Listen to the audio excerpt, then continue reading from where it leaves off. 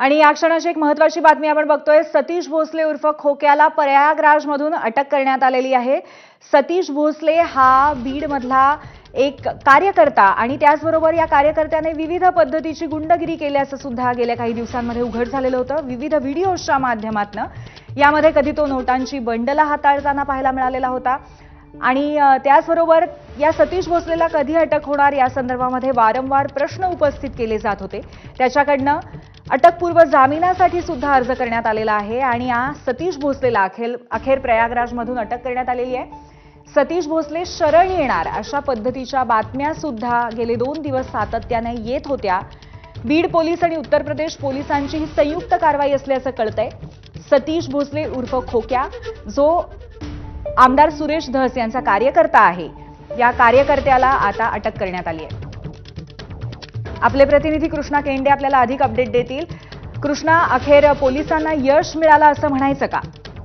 पोलिसांना यश मिळालंय। अखेर काही दिवसापासून फरार असलेला खोक्या हा या ठिकाणी पोलिसांच्या अटकेत आहे आणि ही जी माहिती आहे ती पोलीस अधीक्षक नवनीत सावत यांनी एबीपी माझाला या ठिकाणी दिलेली आहे आणि ला प्रयागराज या ठिकाणाहून अटक करण्यात आल्याची माहिती दिली। यूपी पोलीस आणि बीड पोलीस यांची या ठिकाणी संयुक्तिक कारवाई आहे आणि काही वेळातच बीडचे पोलीस त्याला ताब्यात घेतील आणि त्यानंतर त्याला बीडला आणलं जाईल। मात्र माध्यमांना मुलाखती देणारा खोक्या अखेर पोलिसांना सापडलेला आहे आणि तो इथून थेट प्रयागराजला गेलेला होता आणि प्रयागराजवरून तो परत येण्याच्या मानसिकतेमध्ये होता।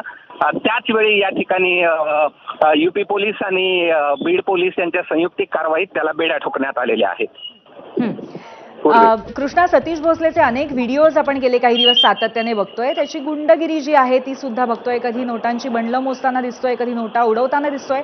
अखेर त्याच्यावरती अशा पद्धतीची कारवाई होणं हे कायदा आणि सुव्यवस्थेच्या दृष्टीने एक महत्त्वाचं पाऊल आहे। कृष्णा, निश्चितच पोलिसांसमोर देखील प्रश्नचिन्ह उपस्थित झालं होतं। पोलिसांच्या कार्यक्षमतेवर देखील प्रश्नचिन्ह उपस्थित झालेलं होतं, कारण की खोक्या हा माध्यमांना या ठिकाणी मुलाखती देताना पाहायला मिळालेला होता, मात्र तो पोलिसांना सापडत नव्हता। मात्र पोलिसांनी अखेर या ठिकाणी त्याला अटक केलेली आहे आणि या सगळ्या प्रकरणामध्ये थोड्या वेळातच त्याला या ठिकाणी घेऊन आणण्यात येणार आहे अशी माहिती देखील या ठिकाणी पोलिसांकडनं दिलेली आहे। आणि खोक्या याच्यावरती अनेक या ठिकाणी गुन्हे दाखल आहेत। मारहाणीचा गुन्हा आहे आणि कशा पद्धतीनं त्यानं बॅटने एका व्यक्तीला मारहाण केली गेली होती आणि त्याचा व्हिडिओ स्वतःच करून या ठिकाणी आपली स्वतःची दहशत निर्माण करण्यासाठी समाज माध्यमावरती व्हायरल केलेला होता। मात्र आता त्याच खोक्याला आता पोलिसांनी या ठिकाणी बेड्या ठोकलेल्या आहेत। खरंय कृष्णा, सतीश भोसले उर्फ खोक्याची ही मारहाण, त्याचे व्हिडिओज आपण बघतोय आणि त्याचबरोबर आपण याही संदर्भामध्ये सातत्याने आढावा घेतलेला आहे की आमदार सुरेश धस यांच्याशी कशा पद्धतीने खोक्याचा एक फोन कॉल झाला होता त्याच्या वाढदिवसाला। आपले प्रतिनिधी गोविंद शेळके सुद्धा आपल्यासोबत या क्षणी आहेत, आपण त्यांच्याशी संवाद साधूया।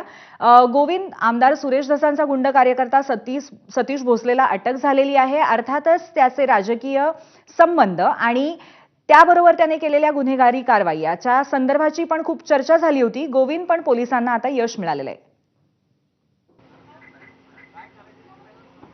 नक्कीच, आणि हे यश कुणाचं आहे तर प्रयागराज पोलिसांचं आहे। म्हणजे प्रयागराज इथून सतीश भोसले उर्फ खोक्याला अटक झालेली आहे। खरं तर 2 पथकं यापूर्वीच पोलिसांनी नेमले गेले होते, पण सुरुवातीच्या आठवड्याभरामध्ये तर माहिती अशी होती की खोक्या उर्फ हा सतीश भोसले बीड शहराभोवतीच बीड जिल्ह्यामध्येच फिरत होता।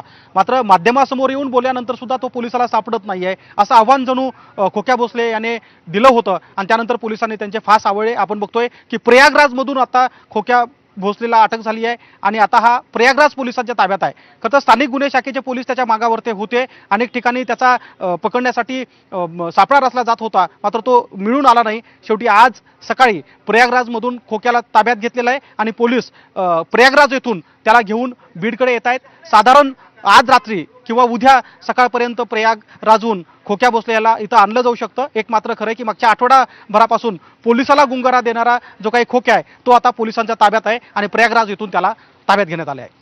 पूर्वी खरंय गोविंद, पण तरी सुद्धा आणखीन एक प्रश्न आहेच की तो प्रयागराजपर्यंत सटकू कसा शकला?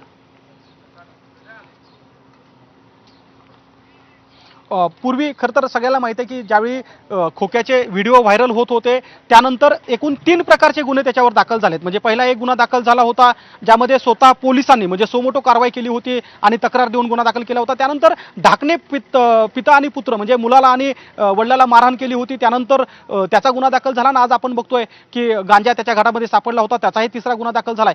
यानंतर पोलिसांनी 2 पथकं नेमली होते. स्थानिक गुन्हे शाखेचे अनेक पोलीस त्याला शोधत होते, मात्र तो फरार झाला होता. माहिती अशीही होती की तो बीड शहर आणि या परिसरातच सुरुवातीच्या काळात फिरत होता, मात्र पोलिसांना गुंगारा देण्यात यशस्वी झाला. अखेर पोलिसांनी त्याच्या संदर्भात मध्ये कुटुंबियाकडून आणि नातेवाईकाकडे त्याचा शोध घेण्याचा प्रयत्न केला होता आणि अखेर तो प्रयागराजमध्ये आढळून आलाय आणि प्रयागराज पोलिसांनी त्याला ताब्यात घेतलंय. स्वाभाविक आहे की एवढ्या सेन्सिटिव्ह केसमध्ये सुद्धा पोलिसांना आठवडाभर लागला, तो त्यांच्या हाती लागला नाही. अखेर मात्र प्रयागराज येथे त्याला आता पोलिसांनी ताब्यात घेतलंय आणि प्रयागराज पोलीसच त्याला आता बीड पोलिसाच्या ताब्यात देतील. पूर्वी खरंय गोविंद, अर्थात खोक्या आणि त्याचबरोबर सुरेश धस यांचा वाढदिवसानिमित्त असलेला एक फोन कॉल सुद्धा आपण सगळ्यांनी ऐकलेला आहे आणि तो सुरेश धसांचा कार्यकर्ता हे उघडपणे सर्वांना माहिती असताना या अटकेनंतर सुरेश धस यांची भूमिका आणि त्याचबरोबर त्यांना पुढे काही अडचणी येतात का अशा पद्धतीचे